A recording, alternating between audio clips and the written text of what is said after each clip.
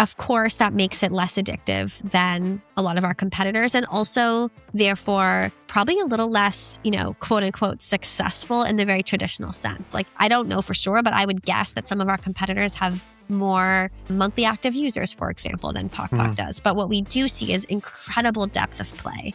We see no meltdowns when it's time to put the device away, which is one of our biggest KPIs. And I think in almost 6 years of Pok Pok, we've seen 2 or 3 people ever tell us that their kid cried when they had to turn off Pok Pok. That's a very different kind of MAO, like a Yeah. monthly, like meltdowns after play. Like, how's that for KPI? Welcome to Forward Obsessed, where we talk to breakthrough business leaders and rising entrepreneurs about their journeys, origin stories, and aha moments. Hey everybody, welcome back to another episode of Forward Obsessed. I'm so excited to have not just a blazing, amazing, incredible visionary entrepreneur on the show, Melissa Cash, but also a friend. So Melissa, thanks so much for taking up time of your busy schedule to jump on with us today. I'm so happy to be here. Thanks, Pete. I feel like at this point, you're not so much a new mom, I think, but I remember catching up with you a couple months ago. I want to start with an interesting place and not the usual kind of opening thing because we go back. And I want to talk about a story about rocks for a second. So for those that don't know you, just kind of quickly, like, who are you? What's the show like that we're talking about today for Pok Pok?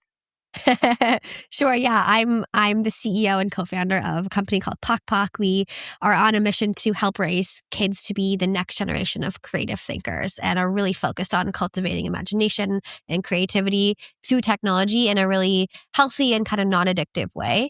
And the rock thing it's weird when you say, like, let's talk about rocks. People are probably like, what the hell? But yeah, I was a good student growing up, but not ever good in the mathematical genre of anything. And I remember particularly being very stuck on multiplication. Like, I got addition, and subtraction down pretty well. And then when it came to multiplication, I was really lost until a teacher explained it to me using rocks. And she would put 2 rocks on the ground and then another 3 rocks next to it. And was like, what's 2 times 3? And I was like, I'm like, I don't know. And then she was like, okay, what's 2 groups of 3 rocks? And then she grabbed another rock and added it to the group of 2 to make 2 groups of 3 rocks. And I was like, oh, multiplication is just groupings of things? Like, how simple. And I just suddenly got it. And that was the first, my earliest memory of learning something that when I realized that, I don't learn the same way that everybody else learns. Like, I'm a very visual learner, and adding that little storytelling element of 2 groups of 3 rocks instead of just saying what's 2 times 3, it completely changed the way I think about or thought about math, and really empowered me also to be less afraid of learning things that I found complicated or tough. No, I love you sharing that. I'm neurodivergent. So, when I was a kid, we would just call those problem childs. Nowadays, they didn't have that word back then. I was just the crazy hyper kid. So now that I'm a parent and the father of a 4.5-year-old, I'm really, really interested in learning and really understanding, how does my son learn? How do our kids learn? And the thing I want to understand, because you're really devoting your whole life to solving this problem in a big way. I mean, you've been called the broccoli of the App Store, which is probably going to come up 5 or 6 times today, right? But ultimately, what did that teacher see in you that other teachers miss or other teachers missed? Because I think that that's a really interesting anchor to how you think and how you look at the world as a designer and an entrepreneur. And I want to start to kind of pull that thread. It's interesting that you frame it that way, because I've never thought about it in that way, but you're right. I think that so much of how we learn and what we learn really comes down to the educator and the environment and the tools that are at hand. And I think what was very different about that teacher is that she refused to just give up on me. I think a lot of teachers and a lot of people, especially given the teacher to student ratio that we're seeing very often in the public school system and the overwhelm for teachers, and it's so hard to be a teacher. And I think it's really easy for little details like that to fall through the cracks. And I think it could have been really easy for her to just send a note home to my parents and be like, you need to work on Melissa's multiplication. She doesn't get it. But instead, she was creative and she thought, hey, I can actually teach this in a different way. Let me try that. And it really opened my eyes up to understanding that there's not only one path forward when it comes to quote unquote the answer. So for me, what it did was really just show me that I wasn't stupid. Because I think as a young kid, when you don't get something, I mean, you're learning so fast. It's exponential brain development before the age of 5. And then after that, it's still incredibly quick. And so you're learning a lot. And it's not inevitable that you're going to learn everything at the same pace as everybody else and in the same way as everybody else. So that for me was just a very eye-opening experience that I'm forever grateful for. I'm still not great at math, but like I do understand the fundamentals. Something tells me you know your way around a P&L these days, though. So Unfortunately, I do. So clearly, like, you're this kid back then needs to see and touch things to like really, really understand them and grok them. And somehow this journey takes you down an interesting turn of events. But like, how do you go from like that kid with who learned it differently and needed that kind of special experience with that teacher? I'm so glad you had that. Do we name the teacher or do we not name the teacher at this point? I don't know if we should name the teacher, but I think it was Miss Di. Well, we can name the teacher, Miss IQ, if you're listening. Amazing. It was Miss IQ. She was the best. I remember some of my best teachers. So do you feel like it was that experience of realizing that you learned slightly different than other kids where that led you down to going on to design baby products in Germany? Or like, how do you get from like growing up the way you grew up to like, now I'm designing baby products in Germany? And when you first did that, you weren't a mom at that point, right? So like, No, take us through that story. I wish I had the foresight. Truly, Pete. I was an idiot. I was like in my 20s. I didn't know. I was trying to piece things together after university. I really didn't have like a grand master plan. When I graduated, I thought I was going to be a travel writer. I had spent a lot of time backpacking and thought, I'm a really good writer. I'm going to be a travel writer. Thankfully, I didn't pursue that because with the, dawn of AI, I think my career might be over by now. But I really just fell into it as like cheesy as that sounds. I met a woman who worked at Disney at a bus stop in Germany where I had just moved and she happened to work for Disney. And one thing led to another. And maybe 6 months later, I was sharing an office with her and ended up taking the design skills I had rudimentarily learned in high school because I happened to go to an arts high school and we had some like sidebar design classes that were definitely not part of the core curriculum. I got hired and I was like, yeah, I can use Photoshop. And then I just kind of blossomed and figured it out as I went. And I acknowledge that that's a very rare thing to have happen. It's definitely not what I would say a normal career path. And then because I fell in love with designing products for kids and being part of their childhoods, it ended up becoming this natural next step to work with Pok Pok and build this company, but I could have never seen that happen at the time. I think there's this very famous saying that you can only connect the dots looking backwards and never looking forwards. But looking backwards, I was like, okay, I worked at a toy store in high school instead of at like Abercrombie where all my friends were working. Then I went on to work at Disney kind of accidentally in a field I had no experience in. Then I worked in startups and then I kind of stumbled backwards into the video game industry because of my brother's like everything that happened now seems like very clear and linear, like I had a grand plan all along, but I'm afraid to say it was kind of an accident. Well, I think it really, pun intended, you played a little bit with your career, right? And Yeah. I think play in a lot of ways is something that defines, I think, the greatest companies, but really it defines a lot of what you're doing right now and have done. Like, I'd be curious to understand, like, what did you pick up work? Disney and Lego are the two names that we think of when we think of like companies who know how to design for play, right? They're just like Mm. everything about them. What did you pick up at Disney that really sets you up for success on the startup ventures before Pok Pok? And then also, like, what did you have to unlearn, having be at those companies to kind of go on and go from there? Really good question. So the what's interesting is like what I got from Disney truly, I would say my biggest takeaway was the power of brand love and loyalty. Like growing up, there are people who are just Disney households or Marvel households or Warner Brothers households, and it kind of happens to you almost. And it really depends on who your parents are and what your cultural circumstances are, where you live, who's around you. But then once you make and build that attachment to the IP, you're kind of locked in. Hmm. And growing up, I was a Disney kid. And when I started working at Disney, I was so like starstruck by the company. And when I joined and started becoming part of the company and the output of the company, I realized that I'm just a drop in the bucket. Like there are millions of people around the world who feel that way. And it's crazy to see the connection that Disney IP have on children. And it's not just like Mickey Mouse, it's even the more obscure things. And so when it comes to designing products, one of the interesting things that I learned was it's not just about like putting, I don't know, like Lightning McQueen or, Simba on a t-shirt or a stroller. It's giving that kid that like deep connection and superpower that character has. And I remember as a kid, I had these like Piglet pajamas, and I was probably too old to be into Winnie the Pooh, frankly. And if that is even, is a thing. But when I wore those Piglet pajamas, I was like, nothing bad can happen to me. Like no bad dreams can come. I am in my Piglet pajamas. It was just like my best self was me in my Piglet pajamas. And then I wore those things to tatters, right? And then there was a good time in my life at Disney where I was designing a lot of apparel for kids. And that was the thing that kind of got me through. Sometimes it felt a little mundane or like, oh, another Lightning McQueen t-shirt, really? But now having a 3-year-old who would literally jump in front of a moving bus to touch a red car that looks even slightly like Lightning McQueen, like I understand the power of that. And so I think when kids fall in love, they fall really hard. And it's a very powerful thing that we have to actually take super seriously.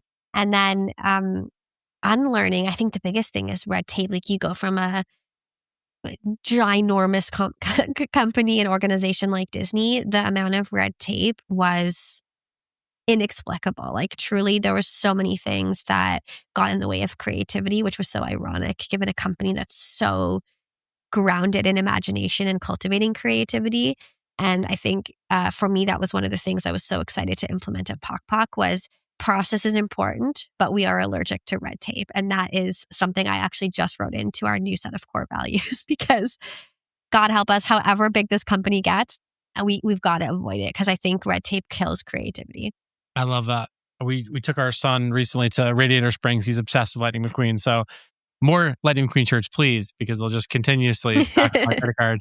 What do you think, Melissa, that Disney understands about attention that most people don't? Because you talked about attention. You talked about that falling in love effect. I want to understand more about just what is it about their IP that captures attention so much more powerful than other companies? Because I'm just curiously understanding how you're deliberately with what you're designing with Pok Pok is you're undesigning for attention, which I think is a really interesting thing we'll dig into. But before we get into that, I'd love to understand more about what do you believe Disney understands about attention that others don't? I think they're just master storytellers. And if you're telling an amazing story, whether that's to a child or as an entrepreneur or in a novel, you'll get people's attention.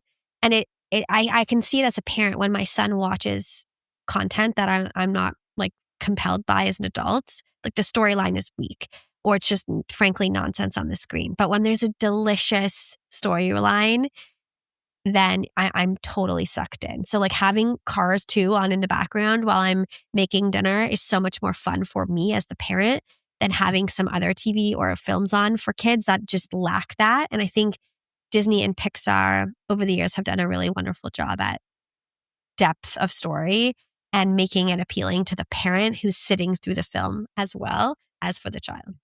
Interesting. Now, you're in a lot of ways deliberately different at Pok Pok, right? There's no characters, there's no scores, there's no streaks. A lot of the things that, as designers, we learn to put into the things that we create because we want to create that, that loop, if you will. You're essentially not putting into the product. And I'm curious to understand just a little bit about, well, one, why, from your perspective. And then I'm sure I've got a million follow-ups on that. We don't want any nonsense in front of kids because they don't deserve it. And what I mean by nonsense is things that distract them for the sake of distracting them, that addict them for the sake of addiction, and that take away their own process of imagination and creative thinking and ability to actually be in control. So the thing for Pok Pok is we set out to make an experience that mirrors the kind of play that happens on the floor of your living room, for example, with toys or literally garbage. Like my daughter was literally fishing through the recycling the other day and having the time of her life. So I think that is so much more of a breeding ground for creativity, problem solving, life skill development, and learning than sitting down and trying to learn the ABCs. So Pok Pok is really about cultivating creativity for kids. And to do that, you don't need all of the doodads and flashy lights and gamification and reward systems that most children's video games and apps have, because the motivation is intrinsic. It's why kids love blocks or Lego or doing arts and crafts, because they're doing it for them and they get to understand and define the limits, when play is over, what they're making, why it matters.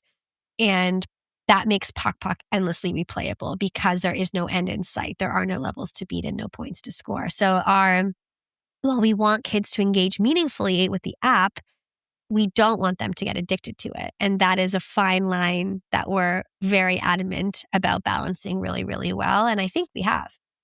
Awesome. I'm curious to hear, so in a lot of ways, you're Montessori inspired or influenced, right? Is what some people would say. At least in doing my research, that's what I discovered. But when you talk to some Montessori folks, and I did actually prior to this, there's a bit of a polarization, right? Some are saying, very anti-screen. Some have very strong opinions on that. I'd love to hear, I assume you come across this a lot in your work. So what is it that people are so vehemently against with screens, and what makes Pok Pok different when you really think about what you guys are doing? Yeah, I think screens are so complicated. It's the taboo of the time. It's also the thing that I think we're as parents most terrified of, because it's still kind of in its infancy in so many ways. And we all have our own challenges with our relationships to technology and our screens. And I think that it's only natural for us to be concerned for our kids. And of course, we all want the best for our children. But the thing with screens is that I think people forget is that they're here to be a tool, just like anything else is a parenting tool. And screens should service the entire family. And so by no means do we ever say, your kid should only be on a screen. In fact, I think you'll find that a lot of people at our company are some of the most conservative people who, when it comes to screens and children. And that's because we understand how it can be used in a really wonderful, supportive way. But we also understand that there are other parts of life that are super important. And so Pok Pok really strives to be that kind of, like you said, broccoli of the App Store, where it's nourishing and healthy in the same way that playing with physical toys is. Of course, it's on a screen and there's a blue light. And yes, of course, it's not the same exact thing as being playing Lego on the floor. However, the parts of your brain that it's using are very, very, very similar. And the development that can happen is super similar. And so what I think people forget is that it's not black and white. It's not even just what happens on the screen, it's what happens after. For example, if your son plays, a video game, and then after he's like, Dad, I got really stuck at this one part and then I figured out how to get there and it was so cool. And can I tell you about it? And you guys have this whole dialogue about it. And then 20 minutes later, he's like, oh, Dad, we could rebuild that level with blocks. That would be so sick. And you guys, it becomes this whole creative journey and conversation. And you can see the wheels turning in his head. That's very cool. And that's interesting.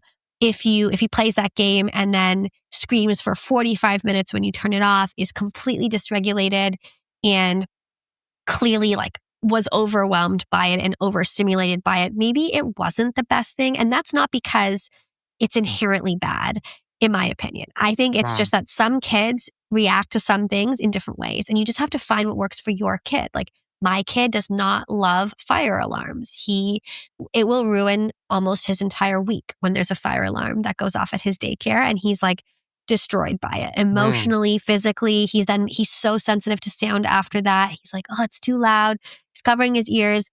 Some kids are yeah, fire alarm day. We get to go outside and run around.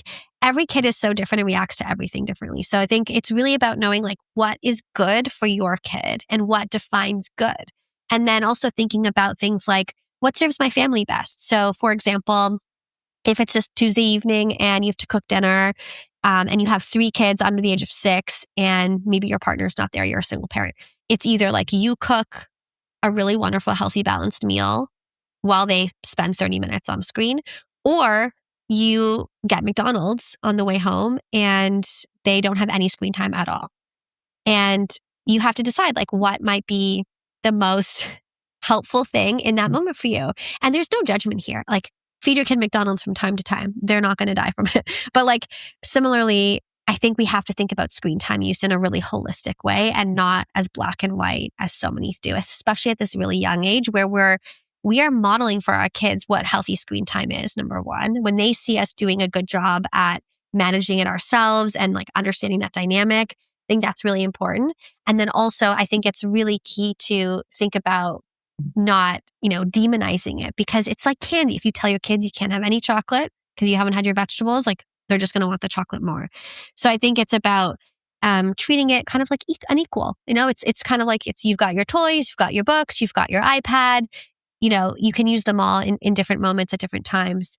And modeling that and building that from a really young age, I think is healthy because otherwise it becomes so stigmatized like, alcohol. If you never give your kids a sip of wine and then they turn 18 and they go berserk, it's because you held it back. Like we know abstinence doesn't work. So anyways, I could rant about screen time forever, but I think you probably get the gist of my thoughts on it.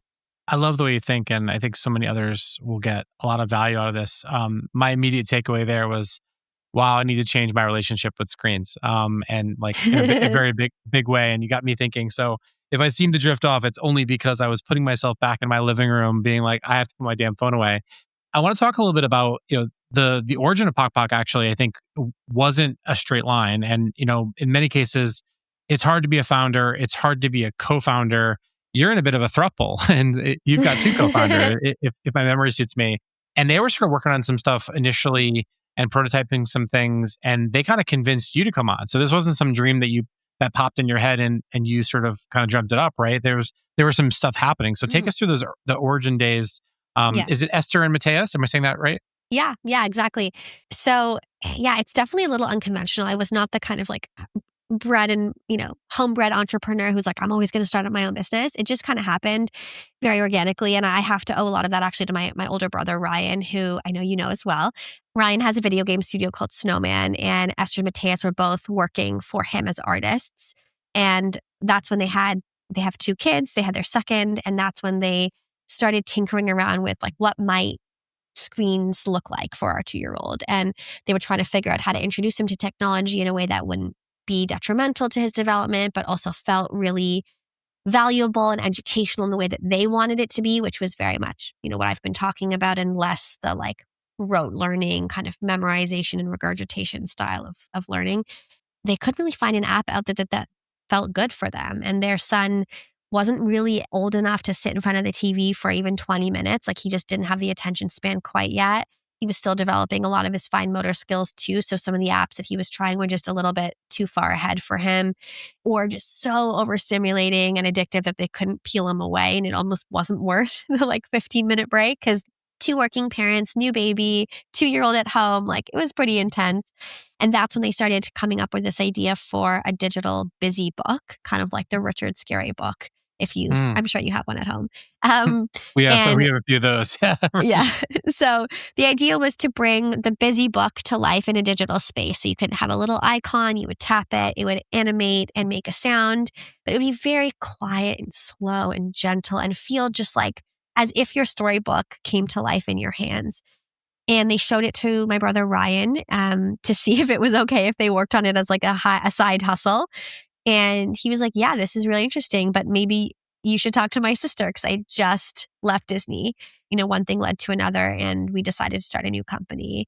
And Ryan actually is involved a little bit in Pok Pok and was a huge advocate for me getting involved and kind of put us all together in a room. And he's a master connector and was like, okay, I think you guys should do this. As soon as I met Esther and Mateus, I realized like, yeah, I mean, they're truly creative geniuses and also have hearts of gold, and we're really in this for the right reason. And we knew like we could take this busy book idea and evolve it into a collection of digital toys for kids that felt just as delicious and quiet and calm and pure and fun as that first idea, but build out a whole playroom around that. So with like the arts and crafts style toys, the musical toys, and the storytelling things. And so the company just kind of naturally evolved from then on. And yeah, we're in a throuple. It's awesome. I think, working with a husband and wife is, some people have asked me before, like, what is that like? And is it strange or risky? And honestly, it feels so normal to me. They make it easy though. I think they do a really wonderful job at keeping me included. And if anything, I think Esther and I sometimes really dominate the headlines, and Matthias is like back there being like, hey guys, like, I'm here too. And I think it's we all just kind of found our area of genius and try to work within that, and super fortunate to have them as co-founders, both of them. No, I love that. I remember when I first met you, it was a Hampton retreat, and I walked away and I said, "Oh yeah, so she's making like games for kids, and it has a subscription business." And I remember I got this like death look by one of our colleagues and friends, and she goes, "No, she's building a digital playroom," and I was like, "Oh," and this is like probably 2 years ago at this point. So, like, let's talk about that for a second. Like, what is a digital playroom, right? Because clearly, when I had first met you, we had a lovely conversation. I walked away and immediately mislabeled what you do. But I think there's this idea of a digital playroom. I had never heard that term until it came across at that point. I think I was probably the father of I guess 2-year-old at this point. But what's a digital playroom, and like what is that world that you're building right now with Pok Pok? A digital playroom is just your playroom at home, or like whatever room all your toys and stuff is in, but in an iPad, for example. So we really try to mimic that diversity, that open-endedness. And so what we've built essentially is a collection of what we call digital toys, but they're really, some people call them games or activities, but they're truly just experiences for kids to come and tinker with. So we have everything from musical activities to arts and crafts style things to more storytelling toys. We have a lot of like also weird experimental stuff that don't even fit into like a proper category. And all of that, the intention behind it is to really mimic your playroom at home so that you can take it with you, or, Mm. bring it to the doctor's office, take it on an airplane, or just have it there when you really need your kid to like sit on their bum and not move and have some quiet time without all the toys being scattered around your house. This is a really great alternative. And so what we've tried to build is that same feeling, but of course digitally. And so that just means that we have a toy that's called Marble Run. So it's obviously designed after a marble run, but there's some pretty sweet stuff that you actually can't do in real life that you can do digitally to make a marble run even more magical. And so our sort of rule of thumb is if we can't improve a physical toy in the digital world, we're not going to make it. Mm. We've tried and failed at that. I've been like a very big advocate internally to make a Russian doll kind of toy. Like I loved those like Yeah. stacking and sorting toys. But we just couldn't make it any better. So we ended up canceling that one. And so Interesting. we do a lot of experimentation to figure out like, can we bring a physical toy to life in a digital space in a great, wonderful way? And if we can't, then we don't. And then we also just kind of invent our own weird things. This episode is sponsored by DS, a team of makers, marketers, and entrepreneurs that help businesses transform their brand experience and unlock growth like never before. Are you a CMO, founder, or business leader looking to level up your brand and marketing? Head over to weareds.com and let's explore what is next for your business. That's weareds.com. Visit us to learn more. No, I love that. And I know what I think is interesting about your research is while I know a lot of other folks who are designing for addiction, you're doing the exact opposite, right? So like, I know you've worked with, pediatricians and neuroscientists and like OTs and that sort of thing. Like, what is something that is in the Pok Pok world that you're creating that exists purely because one of those specialists said, kids need this, not that? Like, I'm just really curious to understand in your world. Great question. I think one of the biggest things is that nothing in Pok Pok makes noise unless a child taps on it or makes the noise happen. So this is something we learned from our pediatric occupational therapist, Laura Petit. She's amazing. And, we actually already had most of the sounds in Pok Pok, happen only on trigger, but we did have some sort of like backgroundy Ambient sound here style. and there. Yeah. Like, like not music so much, but like some things would make a little noise. And she gave us the tip that for sensory sensitive kids, it can be very overstimulating and dysregulating to their nervous system to have something making noise at them. The other thing we know is that when kids aren't making the noise, it's happening at them. They're not in control. And one thing every toddler wants is to be in control because they're not in control of much in their day to day. So we put the control into their hands very, very intentionally. And so things in Pok, not much move. Like some things will move. Like for example, if you open the Marble Run toy, like marbles are kind of going, but it's not in like a crazy way with like flashing lights and like it's very slow, almost as if like you built a marble run in your living room and then you had a grown up put one marble down just to show you how it works, and then you're like, oh, okay. So that was just one example, but we've worked with experts over the years to really make sure that we're getting a lot of those like seemingly small but really, really important details right. I love that. So I mentioned the broccoli of the App Store thing, which was one of the many things that stood out when I was doing my research for today. My son does not eat broccoli, and we're trying very hard to get him to pick up the vegetables. How do you get kids to actually want it when you're purposely not designing for these things and the experience you create? I just want to understand that sort of like the tension that you're playing with as a designer and a leader. Yeah, it's a really important question because, frankly, a lot of the most educational apps on the App Store that call themselves educational are educational in the sense of rote learning. So they're teaching kids how to memorize and regurgitate information, like, for example, how to count, trace numbers, or say the ABCs back to you, or, call an apple, that kind of stuff. And they're doing that typically with very addictive mechanics from video games, because that's the only way to get kids to do these kind of drills that you would see on like almost a worksheet if you put your kid in kindergarten and put a piece of paper in front of them and had them to do that. And so we kind of take the opposite approach where our content is inherently fun, but we don't push kids into it. What we do is like, just to continue that marble example, if you have a marble run in your house and it's not moving, there's no marbles running through it, your kid might like walk by it and be like, okay.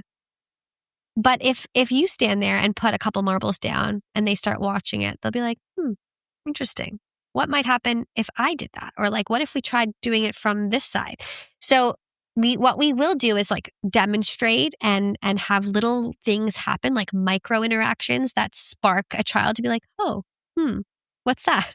That's why when you open the marble run, there are already a couple of marbles in it. But we really wanted to make sure that if kids stick around, it's because they're having fun, not because they're being rewarded to be there. Because in life, when you're having a meltdown on the sidewalk because you dropped your snack and you have to get through that moment, nobody is there being like, if you get through this moment, you're going to get a present. And then you get through there and everyone's like, yeah, you did. Like, that is not how most of us raise our kids. And I don't think it's what's best for them. So we really tried to create a space where, of course, children are celebrated, but not through reward systems at all. The reward is in the play. The more kids unlock and like the more they test and tinker and are brave, the more they're going to uncover. Like there's like a lot of little secrets and Easter eggs. And like if you touch something weirdly, it might do something, but you could play the app for 2 years and then only realize that might happen. So it's a very intentional design process to make the toys grow with kids as they get smarter and more curious. Of course, that makes it less addictive than a lot of our competitors, and also therefore probably a little less, quote unquote, successful in the very traditional sense. Like I don't know for sure, but I would guess that some of our competitors have more monthly active users, for example, than Pok Pok does. But what we do see is incredible depth of play. We see no meltdowns when it's time to put the device away, which is one of our biggest KPIs. And I think in almost 6 years of Pok Pok, we've seen 2 or 3 people ever tell us that their kid cried when they had to turn off Pok Pok. That's a very different kind of MAO, like a Yeah. monthly, like meltdowns after play. Like how's that for KPI? So we can't always measure that because we're not there. We're not No, of recording course. kids through the iPad. It's one of the things that we value most. So yes, it's less addictive, but and kids therefore are less addicted to it. So Yeah. I think one of our biggest business challenges, to be totally honest, is when you have a child that's exposed to a lot of other content that is just a little bit more juicy and potentially addictive. And I'm not here to shit. I don't know if I can swear. I'm You not can here swear. to shit swear. talk the other people out there, because that's really not going to help anybody. And I truly believe there's a lot of wonderful products out there for kids. There's a time and a place for all of it. And it's really just about how your own kid reacts. If your kid can play the most gamified, quote unquote, addictive content without, having any adverse effects, then wonderful. But we just felt that this was the best way forward for our own kids. And then therefore for the wider community. And so, yeah, we try to be really cognizant of that without making parents feel guilty, because also my kid watches YouTube and I'm okay with it because Yeah. I mean, I choose what he's watching. It feels fine. I'm behind it. But I mean, there's too much guilt out there already. Like parents, we don't need more of it. Honestly, we're not here to make anyone feel bad. We're just here to say like, this is the way we do it. We hope it works for you and your kid. And if it doesn't, then okay. But for a lot of kids who are playing like or watching highly addictive, like more stimulating content, then sometimes Pok Pok can just be too boring or really hard to get into because Yeah. they're not used to having to like do the work, you know? Because we definitely don't do it for them.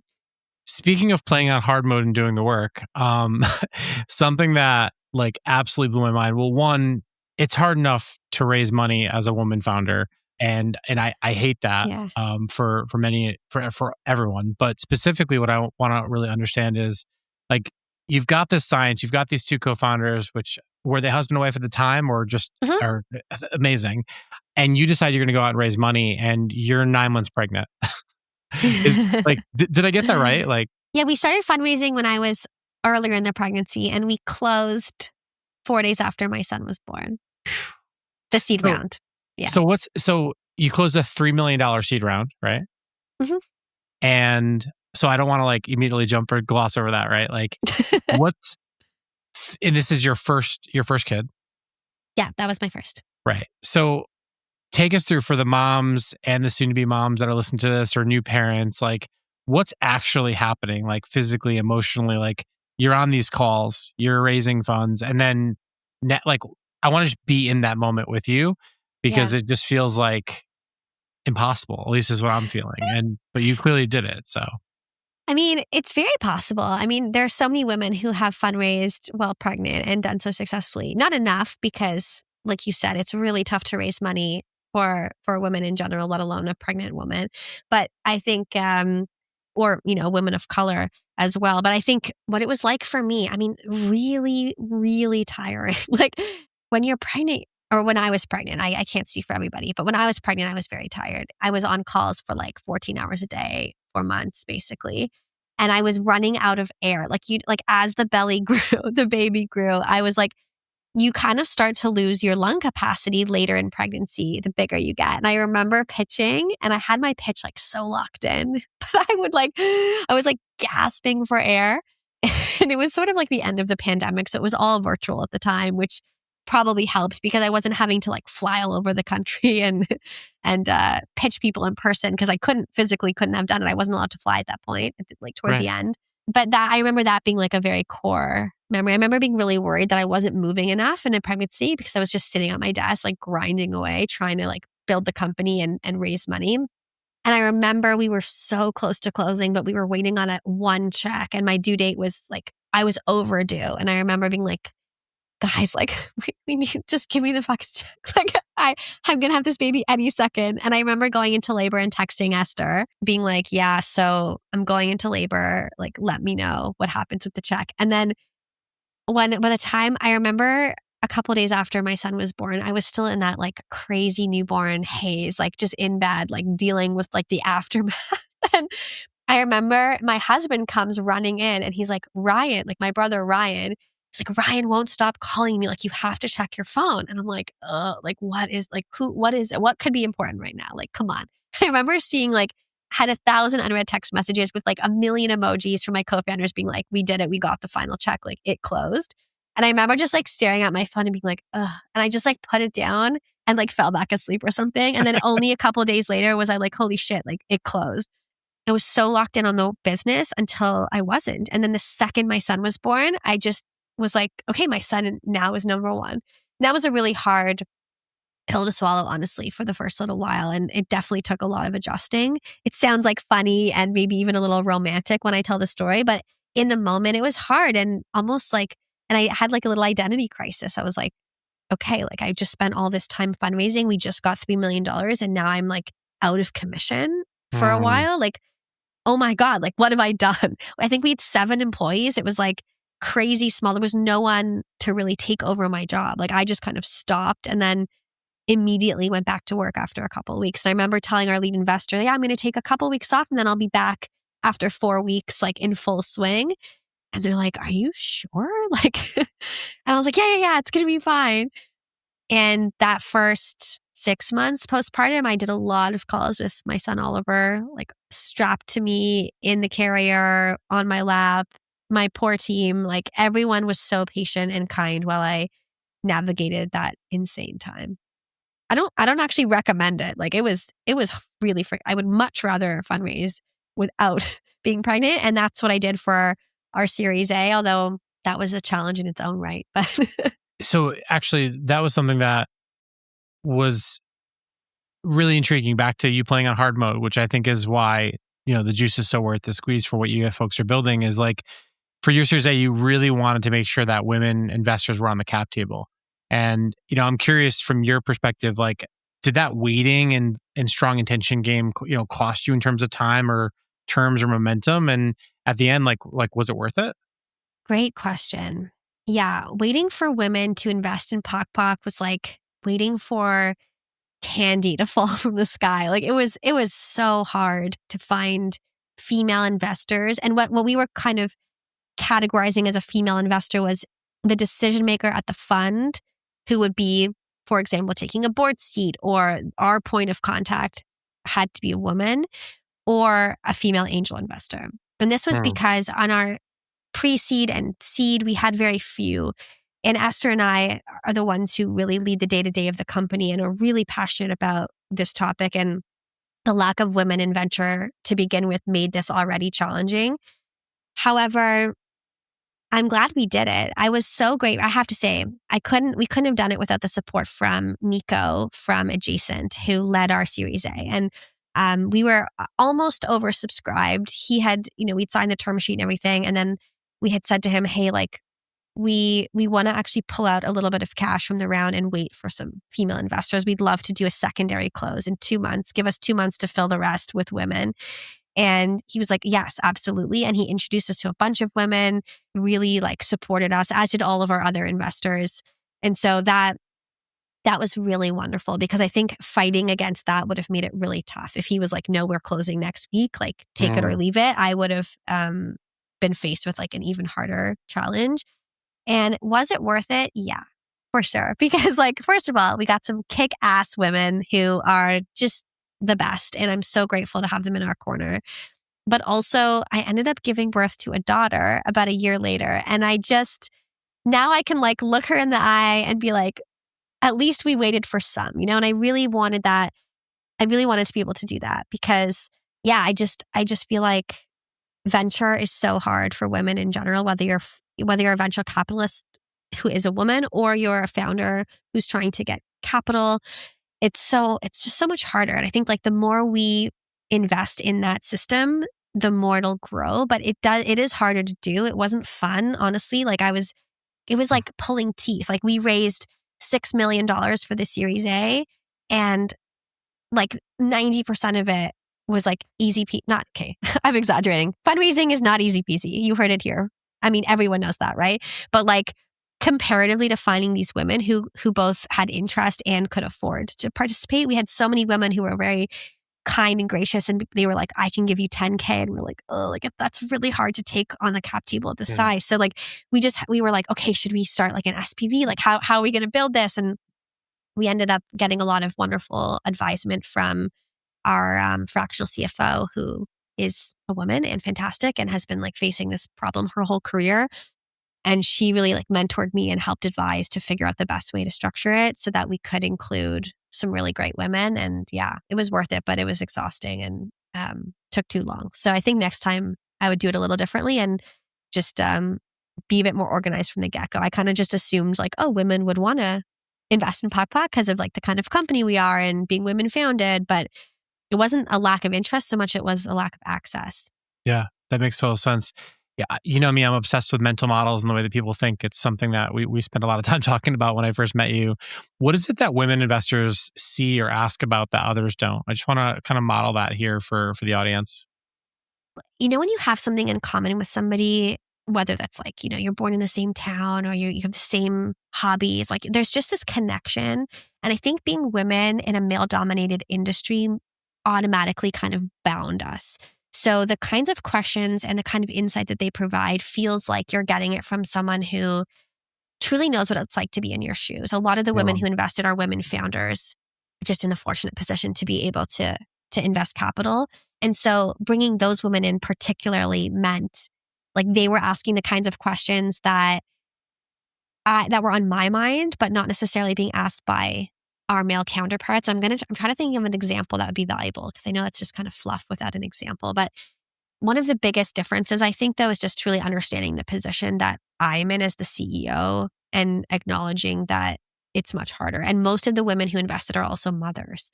So they knew like, what is it like to raise kids while building a company? Because you have to set priorities and it's just different for men unless you happen to be the default caregiver, which is honestly very rare.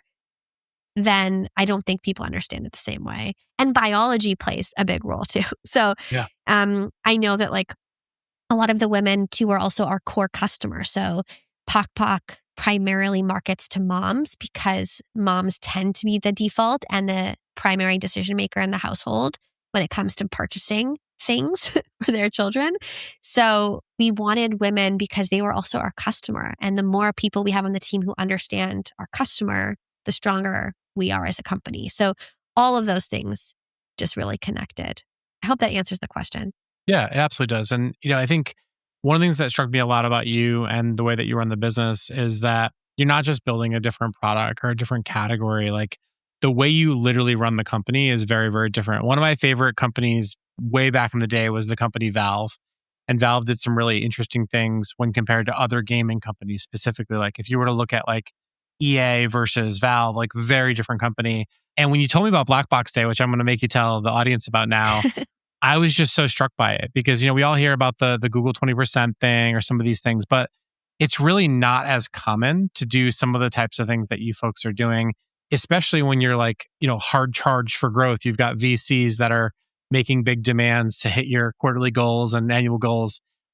For one, like what the hell is Black Box Day? And tell me how it's been something that's really transformed the way that you build Pok Pok, because I got so much value out of it in the 30 minutes I was, draining your brain about it. So tell the audience. Black Box Day is a day every month at Pok Pok where nobody's allowed to work on the to-do list that they have or do their kind of day-to-day job, but are challenged and encouraged to explore something that has to do with our business, but is outside of that scope.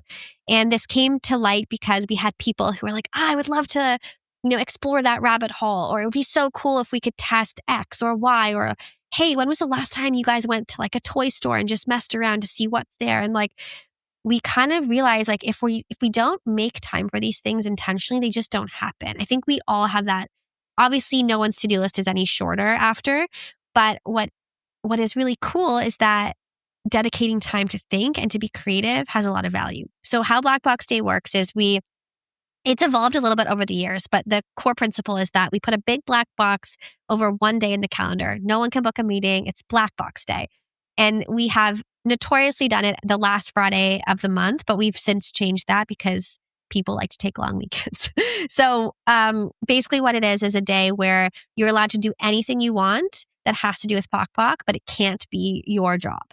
So it could be coming up with an idea for a toy. It could be using AI to crawl all of our customer reviews and get ideas. It could be going to a museum to get inspired. It could be going to like the streets and talking to parents. Like it could literally be whatever you want. We've had such a vast array of things come out.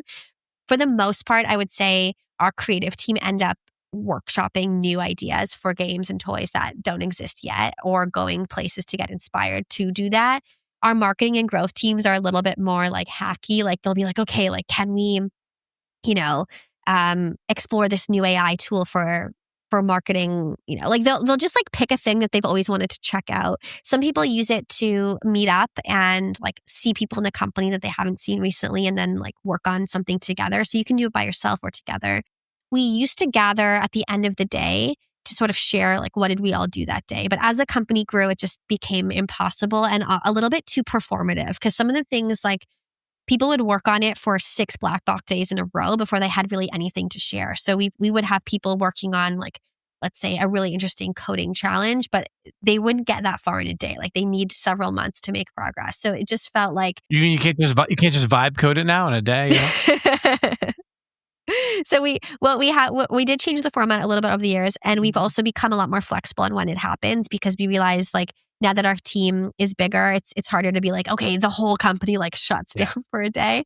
So now it's up to the department to book it in and choose their day. We do have like a standing day every month, and we post about it on Slack and remind everyone today's Black Box Day. But if you're going to take a Lou day and do it at a different time, go for it. And then we just have like a standing Notion mecca that's called Black Box Day, where anyone can go in and put what they worked on and add comments. And yeah, it's cool. Like we've definitely gone through ebbs and flows where it's been like really, really utilized or less heavily utilized. Like if we have a challenging month or a lot of people are on vacation, maybe the people will skip because they're like, I'm just going to be too far behind after. But the general sentiment is like, this is a part of our culture. We want people to have time and space to think creatively.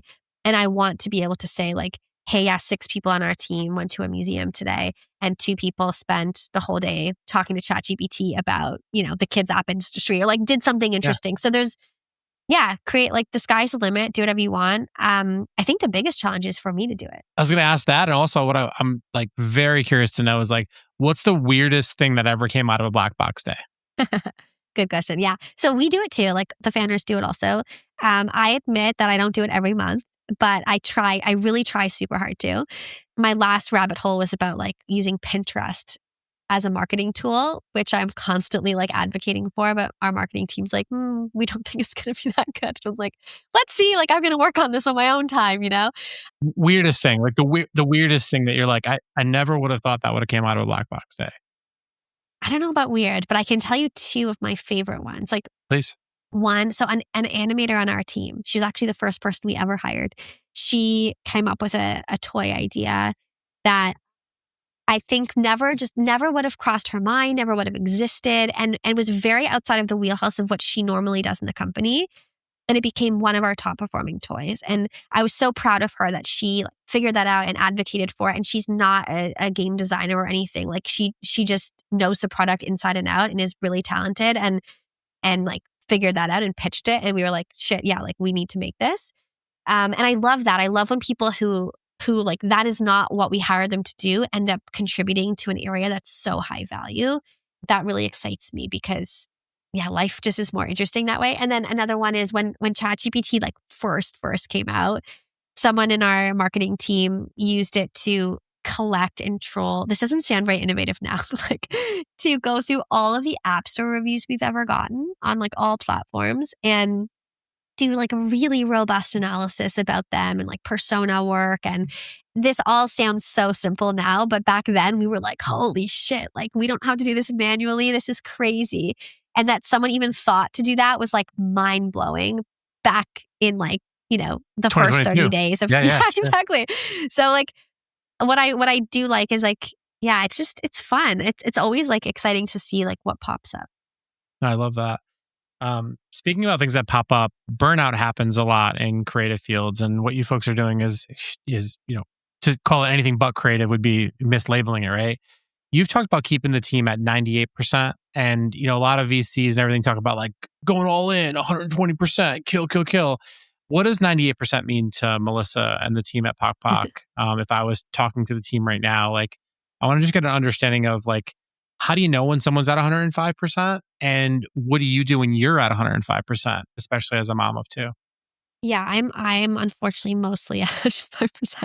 So actually that's my biggest thing that I'm working on for 2026. 98% just means like work really, really, really hard and show up every day fully present, but don't kill yourself. Like it's a job. Like this is a company and it matters and the impact we're creating is so important. But none of it's more important than your health, ever. Hard stop. So like we're very, very adamant about encouraging people to take breaks, take time off, not bother them during their time off. Like I think all that stuff's really important. And we just do check-ins with people. I mean, we have all of our standing one-on-ones. Our leadership team are really, really good at taking the pulse of their teams. I work really hard to take their pulse, and they actually help take my pulse, as does my co-founder and my coach, who are always checking in on me and making sure that, I mean, it's okay if you go, like, it's great if you go 110% during like a crazy time for 2 weeks, but then we want you to balance that out. So just as an example, like our company shuts down every winter over the Christmas, New Year's holiday, and no one's supposed to work at all. It's like a really important mental cleanse for the company. However, there are like a few minor exceptions and roles that need to be online here and there for certain things. And part of that is our advertising team. So they're keeping an eye on paid ads. And this year, they unlocked like a really big win between Christmas and New Year's. And we were so excited and so, so grateful that they like came out of their holiday to do that. But we also make sure that they're getting loo time off like very early in the new year to make up for that, because that mental break was not complete because they had to come in and work. And so I even once got in an argument with one of our investors about this, who told me that our team should go crunch to fix something. And then I like called him out immediately and said, like, we're never going to do that. Like, we're going to work our asses off for this company, but I'm never going to ask my team to crunch, because the team is the most important ingredient we have. And if anyone gets sick, becomes burnt out, or decides that they hate this environment because we are pushing people to do that, then we've got nothing. Like, so we're very, very careful about encouraging people to work really hard and demanding effort and high effort and a lot of buy-in, but never at the expense of people's well-being. So it's a fine line. Honestly, I haven't mastered it. Obviously, I have 2 kids. My life's kind of a shit show between like daycare. My infant, like, she's a daycare, but she's always getting sick, of course. Like, being pulled into meetings, business travel, like, it's busy and it's crazy. And I do my very, very best. But I think it's important to have people in your life who help bring you down to earth and make sure you are checking in on yourself and taking that time. So I'm grateful for the people who do that for me. And I hope I can do that for my team too. No, I love that. I love that. I think one of my favorite things about this conversation is what you're building has, like, it's funny you use the term twice, rabbit hole. And I have like a bunch of little apps I built for myself that are like called Down the Rabbit Hole, because I get obsessed with different topics. And, the show's called Forward Obsessed for a reason. Obviously you've got a lot of obsessions. 10 years from now, everything goes right. Where's Pok Pok go? Like, what does it become? Like, how does it go on to change the world? I just want to see it through your eyes. I've got some of my own assumptions and ideas, but I want to hear that question first. And then I'm going to follow up with a couple of our classic Forward Obsessed questions before I let you go. For me, Pok Pok is here to reimagine how kids play and learn using technology from a very young age in a healthy way. And what that means is in the next 10 years, I want Pok Pok to be the go-to brand for families to introduce their kids to technology, feeling really safe and wonderful about that. And so it could be through our app, through our Calm YouTube channel. It could be through our parenting podcast. It could be through other ways. We really want to be that go-to, because it doesn't exist right now. If you have a young child and you're like, how do I introduce them to technology and screens? It's a sea of overwhelm. And so we want to be the number one sort of premium Montessori inspired approach to all of that. And so Pok Pok is very much in its infancy still. And we're really not just a kids app anymore. We're really striving to be a brand that's grounded in cultivating that imagination and the creativity kids need for life, not just for school, and especially in the dawn of AI where we're living now. Like, we're already seeing studies are coming out that folks who are using ChatGPT are thinking less. And so what are our kids going to be brought up with? How are they going to be thinking? How do we make sure that they keep thinking and that they know how to think creatively and differently, and that they're still developing the really crucial skills that they need for life? Because frankly, I don't know what my kids are going to need to be doing in 2 years, let alone 10 years. So our job is to make sure that we're exercising the right creative muscles from a really young age in a healthy way, so that when they get older, regardless of what's happening with AI and technology, that they're able to thrive in that environment and not lose the thing that makes us most human. No, I love that. What's something you're like absolutely obsessed with right now that you're just like going down the rabbit hole on, and I'm personally curious about? I'm reading a lot more than I ever used to. So that's consuming a lot of my attention. It's just I am always reading 2 books. One is for personal growth. One is for pure fun. And I switch back and forth depending on my mood. What's on the list right now? Okay, I'm reading The Courage to be Disliked. Oh, Have you read tough one, right?